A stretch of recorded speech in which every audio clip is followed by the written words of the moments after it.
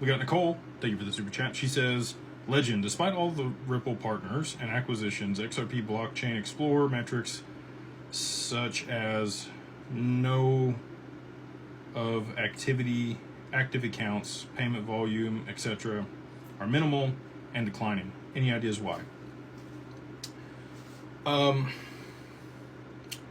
So again, I'll share some stuff with you guys. We share a lot more than this in the mastermind.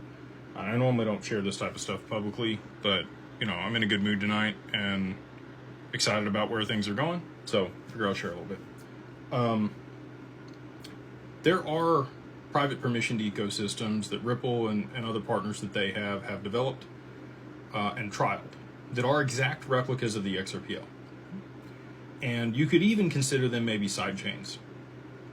The recent conversation that was just had between Vet and the other gentleman from Ripple, I don't know if you guys saw that or not. Vet's putting out great content. If you guys don't follow him, highly encourage you to do so. He's kind of come out of his shell a little bit. He's doing some podcasts, which I think is really cool.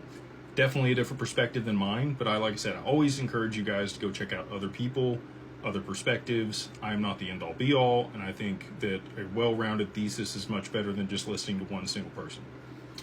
So, go check that out. But he talked about how the multi-purpose token and privacy is being implemented on the mainnet in order to be able to encrypt transactions so that only the relevant information is shared publicly, to be able to audit things and account for the tokens, which I think is huge.